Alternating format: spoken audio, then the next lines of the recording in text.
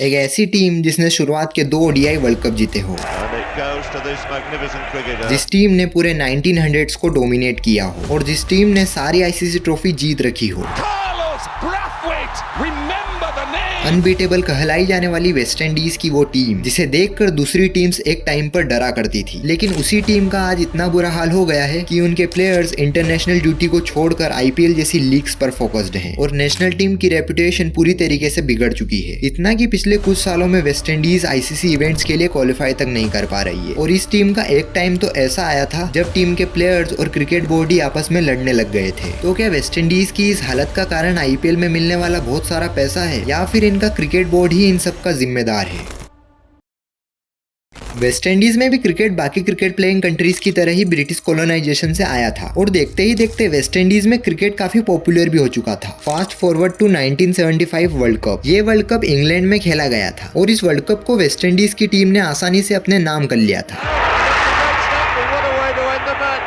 Waste Indies इस World Cup में unbeaten रही थी एंड यही सिलसिला 1979 के वर्ल्ड कप में भी चला, जहां वेस्ट इंडीज ने पिछले वर्ल्ड कप की तरह बिना कोई एक भी मैच हारे इस वर्ल्ड कप को भी जीत लिया। वेस्ट इंडीज के प्लेयर्स ने बैटिंग से लेकर बॉलिंग में शानदार परफॉर्मेंस किया और उस टाइम पे वेस्ट इंडीज को हराना नेक्स्ट टू इम्पॉसिबल ही हो गया था। वेस्ट इंडीज की टीम जब खेलती थी तो ऐसा लगता था मानो उनकी प्लेइंग 11 में 11 ऑलराउंडर्स खेल रहे हो। फिर आता है 1983 का वर्ल्ड कप और यही वो वर्ल्ड कप था जिसने वेस्ट इंडीज को पूरी तरीके से हिला कर रख दिया था, जहाँ वेस्ट इंडीज अपना पहला मैच हार जाती है और वो भी इंडिया से, जिस टीम को उस वर्ल्ड कप की सबसे वीक टीम कंसीडर किया जा रहा था। उसी टीम ने पिछले वर्ल्ड कप में अनबीटन रही वेस्ट इंडीज को हरा दिया। इस हार ने पूरी दुनिया को शॉक करके रख दिया था, मगर वेस्ट इंडीज ने इसको सिर्फ एक तुक्के की तरह लिया और अपने अगले मैच में वेस्ट इंडीज ने इंडिया को बुरी तरीके से हराया। ग्रुप स्टेज खत्म होते हैं और वेस्ट इंडीज हर बार की तरह इस बार भी सेमीफाइनल में पहुंच जाती है, जहां वो पाकिस्तान को हराकर फाइनल में अपनी जगह फिक्स करते हैं। एंड हम सभी इंडियन फैंस को पता है कि 25 जून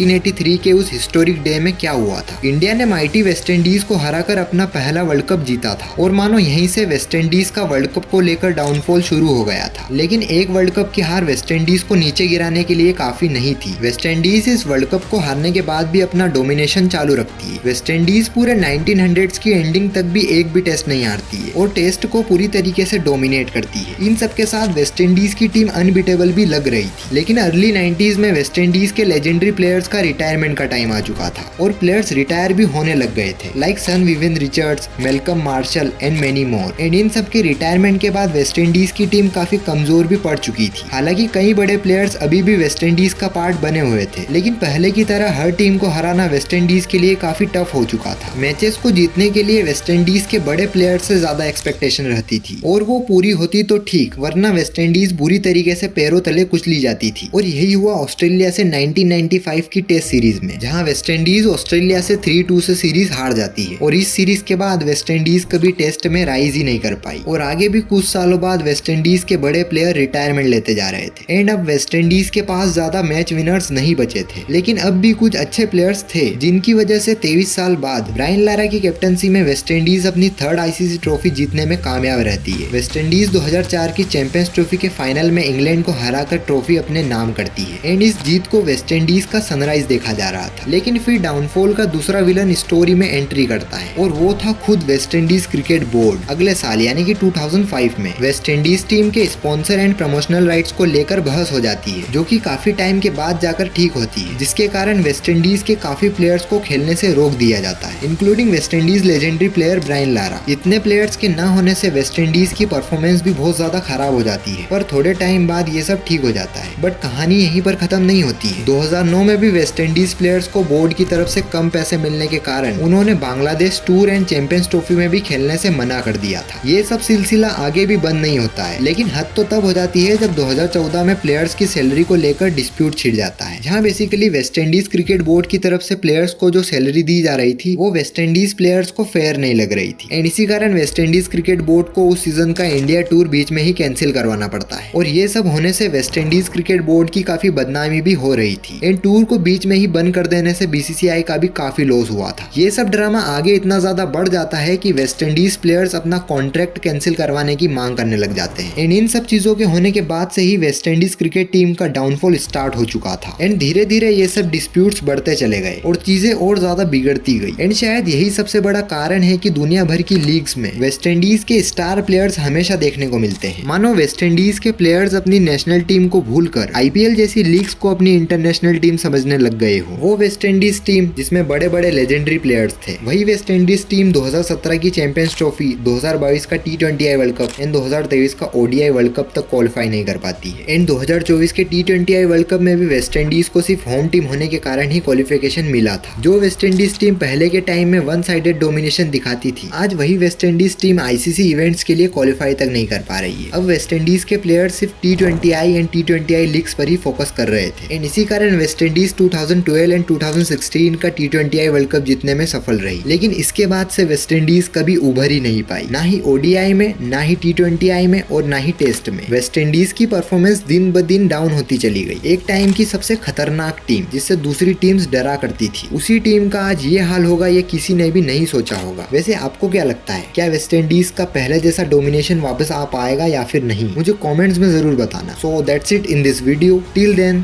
थैंक्स फॉर वॉचिंग। वंदे मातरम।